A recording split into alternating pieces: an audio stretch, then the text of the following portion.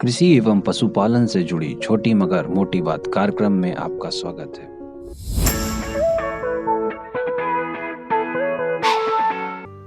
नमस्कार किसान भाइयों, आप सभी का हमारे कृषि तकनीकी ज्ञान चर्चा विषय अंक में बहुत बहुत स्वागत है।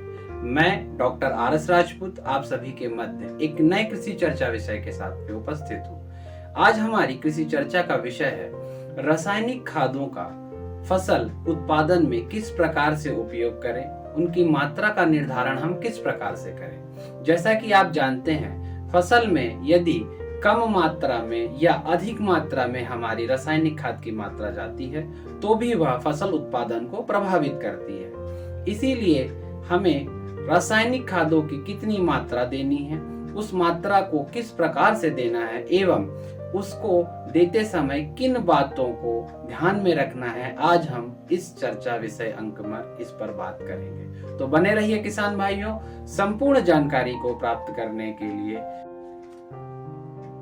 तो किसान भाइयों, जैसा कि आप यहाँ पीछे बोर्ड पे देख सकते हैं कि हम रासायनिक उर्वरक की जो बात कर रहे हैं, उसमें जो प्रमुख रूप से जो पोषक तत्व जो हम देते हैं अपनी फसलों को, वो है नाइट्रोजन, फास्फोरस और पोटास।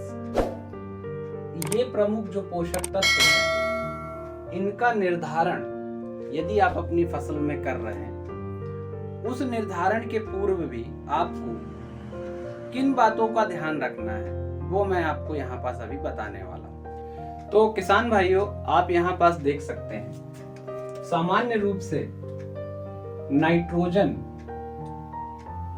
जो तत्व है, इसकी पूर्ति के लिए हमारे पास जो मार्केट में उपलब्ध रासायनिक खाद है उसका नाम है यूरिया, और जो फास्फोरस जो पोषक तत्व है, इसकी पूर्ति के लिए हमारे पास जो मार्केट में उपलब्ध रासायनिक खाद है उसका नाम है डीएपी। और उसी प्रकार यदि हम बात करें पोटास की, तो पोटास के लिए हमारे पास में उपस्थित जो रासायनिक खाद है वो है म्यूरेटा ऑफ पोटास, एमओपी के नाम से जिसको हम जानते हैं। अब बात आती है कि कृषक भाइयों के मध्य जो समस्या है, या जिसको हम कहें कि जो समस्या का निदान हमें जानना है, वह यह है कि जब भी किसान भाई अपनी फसल में किसी भी रासायनिक उर्वरक की मात्रा को देना चाहते हैं तो उन्हें पता होता है कि यूरिया जो है 1 बोरी डालना है, डीएपी 2 बोरी डालना है, या एमओपी जिसको हम म्यूरेटा पोटास के नाम से बोलते हैं उसको 2 बोरी डालना है। इस परिस्थिति में आपकी फसल पे कितनी मात्रा में नाइट्रोजन, फास्फोरस और पोटास जा रहा है यह आपको पता नहीं है, क्योंकि जो अनुशंसित मात्रा होती है उसमें वह जो वैज्ञानिक हैं या जो शोधकर्ता हैं वो उर्वरक के तत्व की मात्रा को बताते हैं। तो यहाँ पास हमको पहली बात तो यह समझना है या जानना है कि ये जो यूरिया है, डीएपी है, पोटास है, इनमें कितनी मात्रा में वह पोषक तत्व उपलब्ध है। तो आइए पहले इसके बारे में जानते हैं। सकते हैं जो यूरिया, सामान्य रूप से यूरिया आप सभी कृषक भाई जानते हैं, यूरिया में नाइट्रोजन की जो मात्रा है वो 46% है। अर्थात यदि आप 100 किलो की बोरी लेते हैं तो उसमें 46 किलोग्राम नाइट्रोजन की मात्रा या नाइट्रोजन तत्व उपस्थित होता है। उसी प्रकार यदि हम डीएपी की बात करें तो डीएपी में सर्वप्रथम हम बात करें फास्फोरस तत्व की, तो इसकी भी 46% मात्रा होती है। अर्थात यदि आप 100 किलो डीएपी की बोरी खरीदते हैं उसमें आपको 46% या 46 किलोग्राम फास्फोरस तत्व की उपलब्धता होगी। इसी के साथ में आपको नाइट्रोजन भी मिलता है। अर्थात उस 100 किलो की बोरी में जहां आपको 46 किलो फास्फोरस की उपलब्धता हो रही है, वहीं आपके पास में 18 किलो नाइट्रोजन की या नाइट्रोजन तत्व की भी उपस्थिति और आपको वह मिल रहा है। अब हम बात करें म्यूरेटा ऑफ पोटास, एमओपी, जो आप देखते हैं सामान्य रूप से लाल कलर का आपको जो दिखता है, इसमें पोटास की मात्रा 60% होती है। अर्थात यदि आप 100 किलो की बोरी अपने खेत में डाल रहे हैं तब सिर्फ आपको 60 किलोग्राम पोटास तत्व की उपलब्धता होती है। तो कृषक भाई आप ये तथ्य जानते भी रहे होंगे, लेकिन यहाँ पास अभी ये जो समझाने की हमारी बात है वो यह है कि यदि आप जो आपकी अनुशंसित मात्रा है वो आपको यदि उपलब्ध कराना है पोषक तत्व, तो आपको यह ध्यान रखना है कि जो भी हमारी खाद है उसमें पोषक तत्व की मात्रा कितनी है और वो कितनी मात्रा पौधों को प्राप्त हो रही है। तो यहाँ पर हम गणना करने के समय सर्वप्रथम जो हमारी खाद है फास्फोरस, जो हम डीएपी के द्वारा देंगे, क्योंकि हम जानते हैं डीएपी में दो पोषक तत्व हैं, एक हमारा है फास्फोरस और एक हमारा है नत्रजन। फास्फोरस हमारा है 46% और जो नत्रजन है वो 18% है। तो अब इसकी जो मात्रा है कैसे गणना करेंगे, आइए इसके बारे में हम जानकारी लेते हैं।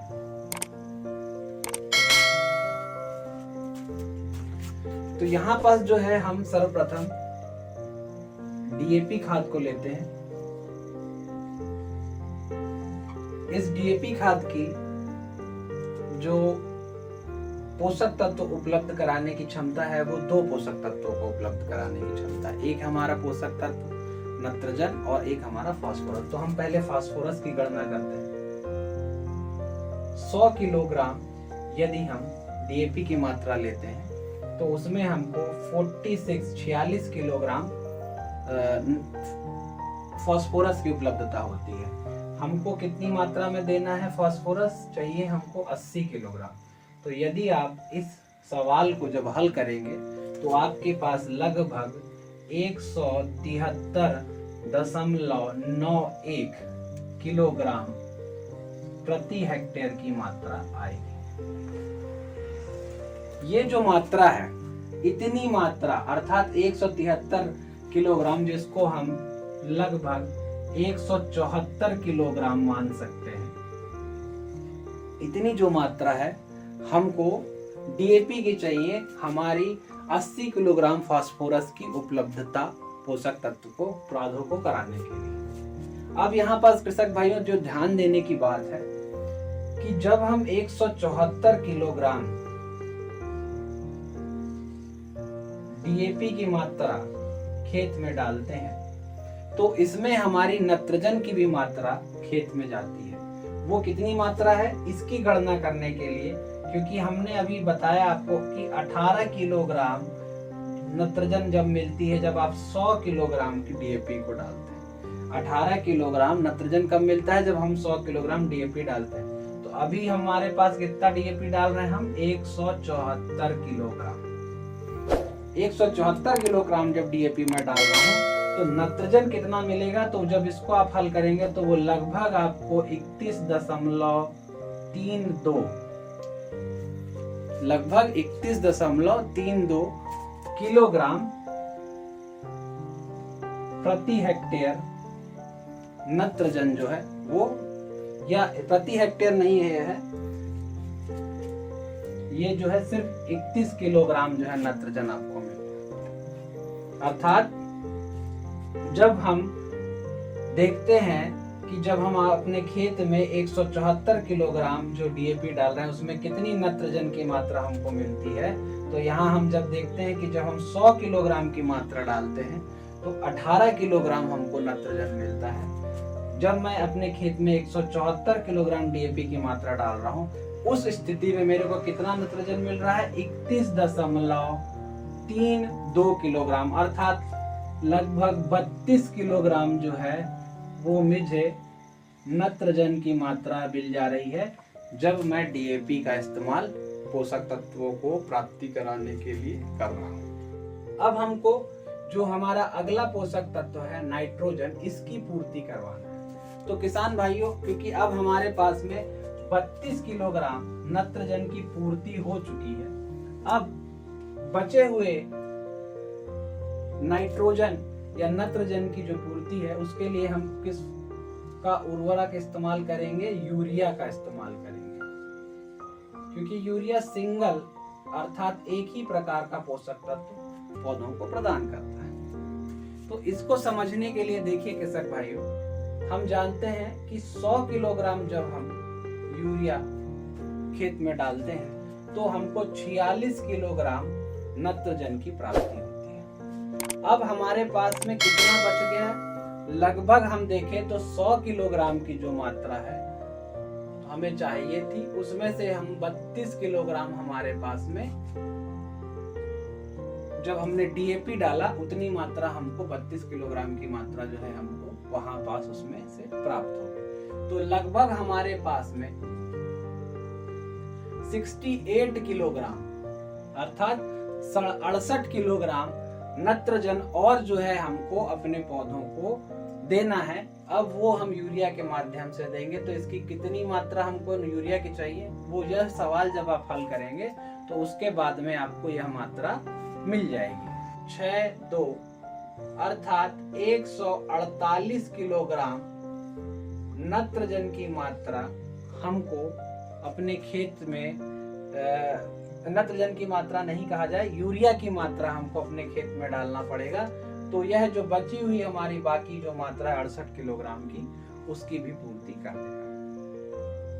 तो इस प्रकार आप देखते हैं कि जो वास्तविक संख्या है, जैसे 100 किलोग्राम प्रति हेक्टेयर, 80 किलोग्राम प्रति हेक्टेयर, 60 किलोग्राम प्रति हेक्टेयर नाइट्रोजन, फास्फोरस और पोटास, वह वास्तविकता में आपके उर्वरक से पूरित नहीं होता। उसकी जो मात्रा है वह अलग है। इसीलिए हमको यह गणना करना अति आवश्यक है अपने पोषक तत्व की संपूर्ण पूर्ति कराने के लिए पौधों को। अब यदि मैं बात करूं पोटास की, तो पोटास की पूर्ति के लिए हम जो फर्टिलाइजर या जो उर्वरक इस्तेमाल करते हैं वो होता है एमओपी, म्यूरेटा ऑफ पोटास। और क्योंकि यह जो है 100 किलोग्राम जब हम इस्तेमाल करते हैं म्यूरेटा ऑफ पोटास, तो हमको 60 किलोग्राम पोटास तत्व की पूर्ति होती है। तो यहाँ पर हम देख सकते हैं कि जो हमारी मात्रा है वह क्या है, 60 किलोग्राम।